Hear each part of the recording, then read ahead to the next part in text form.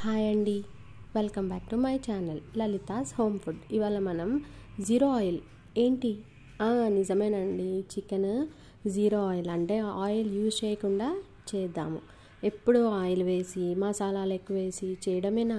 అప్పుడప్పుడు ఆయిల్ లేకుండా కూడా చేద్దామండోయ్.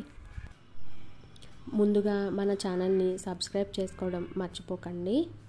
రెసిపీలోకి వెళ్ళిపోదాం పదండి. ఇక్కడ నేను ఆయిల్ లెస్ అంటే లెస్ కాదండి, జీరో ఆయిలే అనుకుందామండి. ఇలా ఫస్ట్ చికెన్ వాళ్ళు పెద్ద ముక్కల కింద కట్ చేస్తే మనం ఇలా చిన్న చిన్న పీసెస్ కింద కట్ చేసుకోవాలండి. బాగా ఉడుకుతాయి.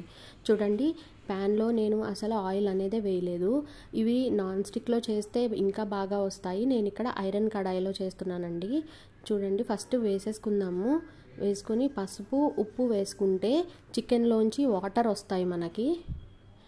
కాసేపు ఇవి రెండు వేసేసి మూత పెట్టేసుకుందామండి. కలిపేసుకొని మూత పెట్టుకున్నాక ఆల్రెడీ మనం చికెన్ని వాష్ చేసుకున్నాక మనము డ్రైన్ చేసుకుంటాం కదా, అలాగే ఇప్పుడు చికెన్లోంచి కూడా వాటర్ వస్తాయండి.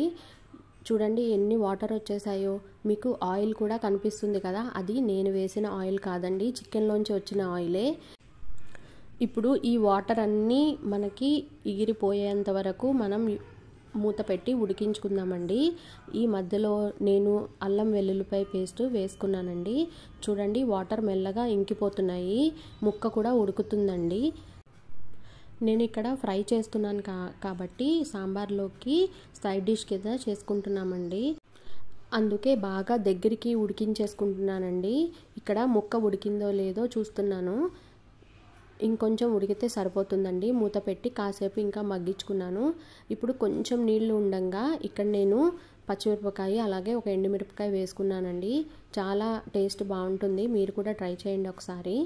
ఇప్పుడు 2 స్పూన్స్ కారం వేసుకున్నానండి. అలాగే ఉప్పు ముందు వేసుకున్నాం కదా, సరిపోతే ఓకే అండి, లేకపోతే వేసుకోండి.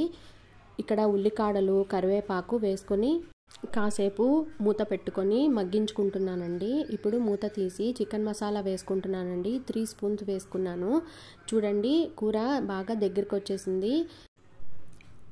ఇంకాసేపు మగ్గించుకొని కొంచెం దగ్గర పడ్డాక అంటే డ్రైగా అయిన తర్వాత స్టవ్ ఆఫ్ చేసేసుకున్నానండి. చూడండి, చాలా డ్రైగా అలాగే స్పైసీగా చాలా బాగుందండి.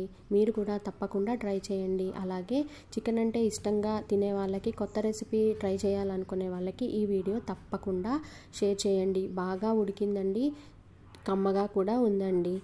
బాయ్ అండి. సబ్స్క్రైబ్ చేసుకోవడం మర్చిపోకండి. తల్లి సబ్స్క్రైబ్ చేసుకోవే.